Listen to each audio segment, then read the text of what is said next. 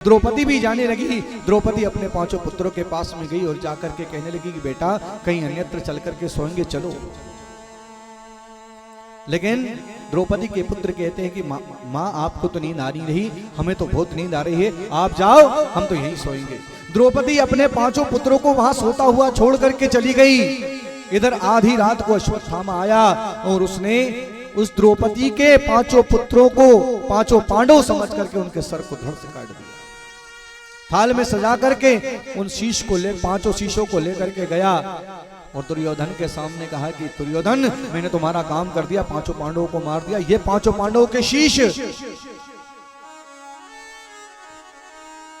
दुर्योधन कहता है मैं कुछ नहीं जानता, मुझे तो सिर्फ एक बात बताओ, मुझे दिखाई नहीं दे रहा है, मुझे तो भीम का शीश दो। भीम के पुत्र का शीश जब अश्वत्थामा ने दुर्योधन के हाथ में दिया, दुर्योधन ने पूरी शक्ति से उस शीश को दबाया तो शीश चूर चूर हो गया। उसको समझते देर नहीं लगी कि यह भीम का शीश हो ही नहीं सकता, क्योंकि मैं भीम को जानता हूं अच्छी तरह से। भीम कैसा था, जो गौर से देखा, ध्यान लगा करके देखा तो द्रौपदी के पांचों पुत्र दिखाई दे गए। दुर्योधन रोने लगा, बिलखने लगा, कहने लगा कि अरे अश्वत्थामा, ये तुमने बिल्कुल ठीक नहीं करा।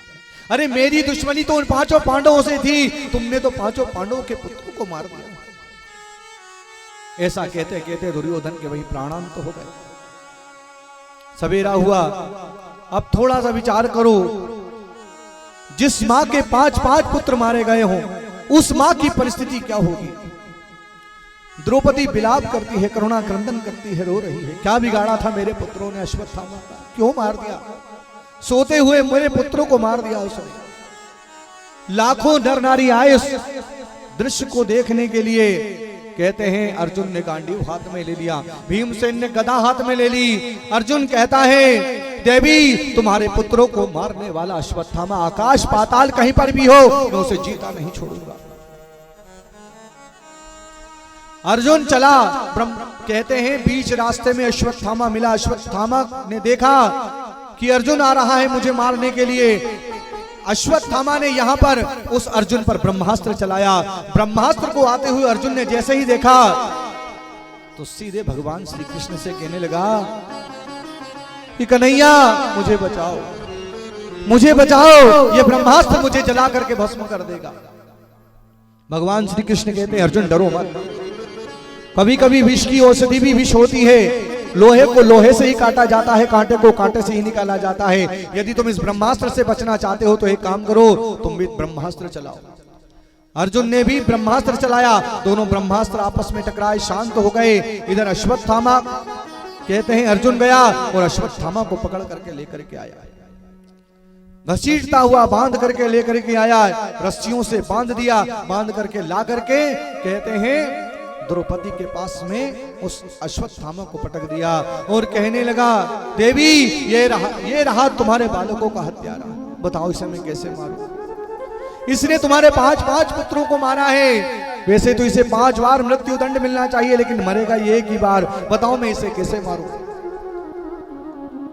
इसको जलती हुई आग में जला दूं, क्या करूं, इसके टुकड़े टुकड़े करके शेर के सामने डाल दूं या इसको गाड़ दूं जमीन में, कैसे मारूं बताओ तुम। अर्जुन का क्रोध बहुत प्रबल, लेकिन द्रौपदी साक्षात करुणा की मूर्ति। थोड़ा विचार करो, जिस कृष्ण को जो कृष्ण द्रौपदी को सखी कहता है, जो कन्हैया द्रौपदी को बहन मानता है, क्या द्रौपदी के मन में क्या करुणा नहीं होगी। साक्षात ममता की मूर्त, वात्सल्य की मूर्त द्रौपदी।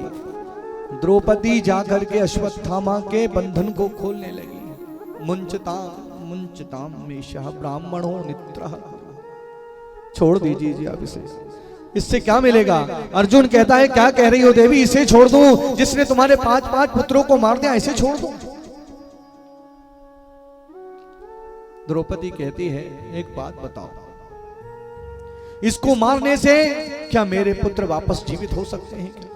यदि इसको मारने से यदि मेरे 5 पुत्र जीवित होते हैं तो इसको मार दो। और एक थोड़ा सा विचार तो करो, जैसे आज मैं अपने 5 पुत्रों के लिए रो रही हूं, रुदन कर रही हूं, क्या क्या अश्वत्थामा की मां रोएगी नहीं क्या? वो गुरु माता क्या रोएगी नहीं? अरे थोड़ा तो विचार करो, ये आपके गुरु के पुत्र हैं, वही गुरु जिन्होंने आपको सारी विद्याएं दी, अपने पुत्र को नहीं दी, लेकिन वो सारी विद्याएं आपको प्रदान करी है सबसे पहले, उन्हीं का तो पुत्र है। छोड़ दीजिए इसे मत मारो।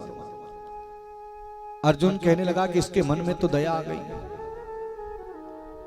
अर्जुन कहता है मन में इसके करुणा आ गई, लेकिन राजनीति संविधान में करुणा नहीं होती।